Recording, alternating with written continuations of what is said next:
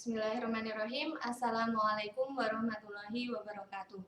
Ahlan wa sahlan. Tul Arabiyah.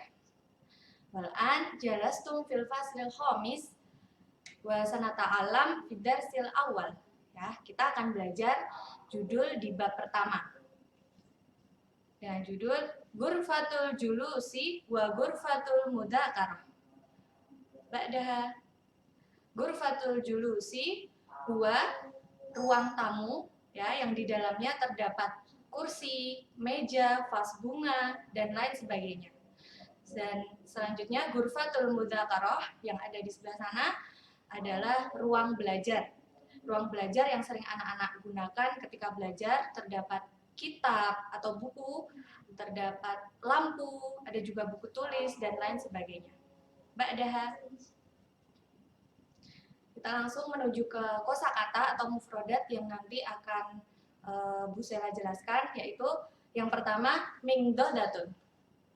Ya, anak-anak bisa ikut mengikuti ya. Mingdodatun, meja. Mafroshun, taplak meja. Surotun, gambar. Rofun, rak. Kursiyun, kursi. Mazhariyatun, vas bunga. Bisatun, karpet. Di kotak selanjutnya misbahun, lampu. Kitabun, kitab atau buku. Buku ini yang dimaksud adalah buku paket ya. Lalu kurrosatun, buku tulis. Komusun, kamus. Majalatun, majalah. Ghurfatul julusi, ruang tamu. Dan yang terakhir Ghurfatul Mudzakarah. Ini nanti kosakata yang akan sering Bu Sela gunakan ketika pemberian soal untuk latihan anak-anak. Ba'daha.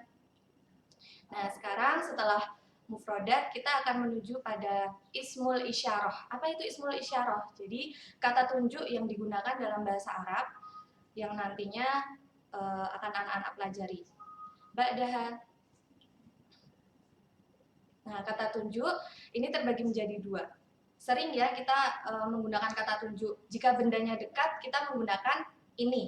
Jika bendanya jauh, kita menggunakan itu.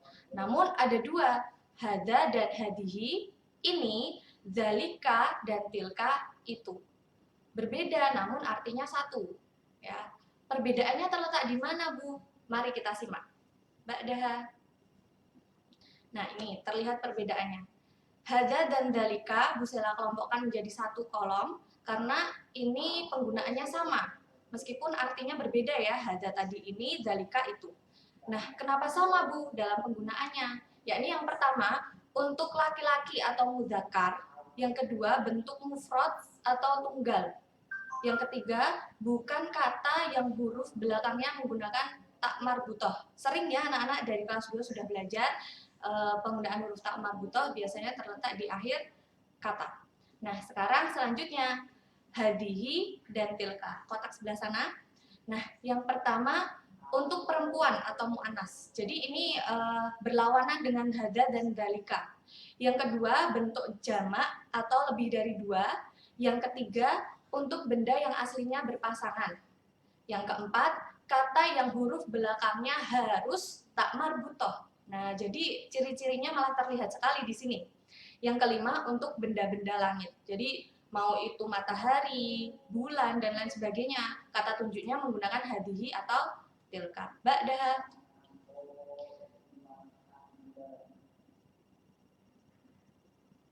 Ya, ini al-misal. Al-misal itu contoh. Jadi di sini Bu Sela membuat percontohan bagaimana itu yang pertama penggunaan hadza dan dzalika. Untuk laki-laki atau mudzakkar, maksudnya bagaimana Bu? Yakni nama orang laki-laki, Ahmad, ya di situ ada Ahmad, Sulaiman, Muhammad, Umar dan lain sebagainya. Jadi kata tunjuknya pasti menggunakan itu. Yang kedua bentuk mufrad atau tunggal, benda yang jumlahnya satu, seperti kita Bun, itu kan jumlahnya satu ya. Nah itu langsung menggunakan hadza dan dzalika, karena nanti jika jumlah bukunya berbeda, itu tidak lagi menggunakan hadza atau dzalika. Yang ketiga, nah ini mudah sekali, bukan kata yang huruf belakangnya menggunakan tak marbutoh. Kurosatun termasuk Bu? Tidak, karena huruf belakangnya sudah ada tak marbutoh. Pasti salah jika menggunakan itu. Ba'daha. Nah, selanjutnya contoh untuk hadihi dan tilka. Yang pertama untuk perempuan atau mu'annas. Contohnya nomor 1, Maryam. Maryam nama perempuan ya. Yang kedua Khadijah bisa jadi. Itu juga nama untuk perempuan. Contoh yang kedua bentuk jamak lebih dari 2. Yang pertama tadi Bu Sela menggunakan kitabun, lalu ini kutubun. Nah, ini apakah artinya sama, Bu? Sama, tapi jumlah bukunya lebih dari 1. Bahasa Arabnya berbeda. Kutubun. Ya, yang ketiga untuk benda yang aslinya pasangan. Jadi di situ contohnya hidaon, jawrobun, kurrosatun. Ya, hidaon itu artinya sepatu. Nah, sepatu ini kan berpasangan, pasti menggunakan hadihi maupun tilka. Begitu juga jawrobun. Jawrobun ini kaos kaki. Tidak mungkin ya hanya satu, pasti berpasangan. Nah, ini juga menggunakan kata tunjuk hadihi atau tilka. Yang keempat, kata yang huruf belakangnya tak marbutoh. Nah, tadi kurosatun termasuk. Yang kelima, untuk benda-benda langit. Nah, ini benda-benda langit belakangnya tidak tak marbutoh, Bu. Komarun. Nah, belakangnya kan rok.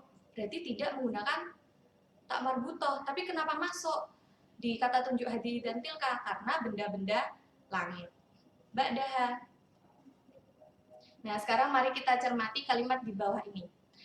Dari hada hadihi ya. Yang pertama, hada kitabun. Ini buku. Yang kedua, hadihi yadun. Ini tangan. Nah, tangan kita ada sepasang, ada 2. Pasti menggunakan hadihi, meskipun belakangnya tidak memakai tak marbutoh. Yang ketiga, hada Ahmad.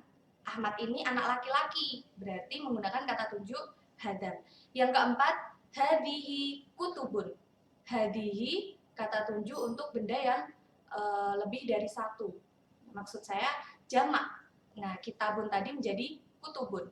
Yang kelima, hadihi komarun. Ini bulan. Bulan tadi kan benda-benda langit. Jadi kata tunjuk hadihi. Selanjutnya yang sebelah sana, dalika atau tilka. Nah, ini kata tunjuknya ya.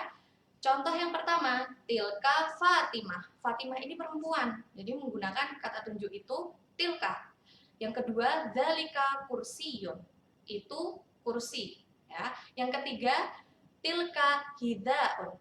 Itu sepatu. Sepatu berpasangan meskipun belakangnya bukan tak marbutoh, tapi dia tilka karena berpasangan ya, sepatu. Yang keempat, tilka syamsun. Itu syamsun apa? Syamsun adalah matahari.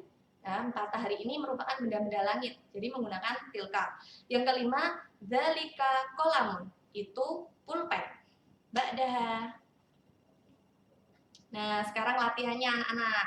Insya Allah ini mudah ya, tadi sudah dijelaskan oleh Bu Sela. Tentukan kata hada atau hadihi untuk melengkapi kata di samping. Ada kitabun, majallatun, bisatun, rofun, dan mingdodatun. Bu Sela beri waktu sebentar untuk anak-anak memperkirakan jawaban apa. Nah, sudah? Ba'daha. Nah, ini latihan yang kedua menentukan kata zalika atau tilka. Sudah? Baik, anak-anak bisa tulis jawabannya di buku tulis. Insya Allah sudah paham ya. Oke, mari kita tutup pembelajaran pada pagi hari ini dengan wassalamualaikum warahmatullahi wabarakatuh.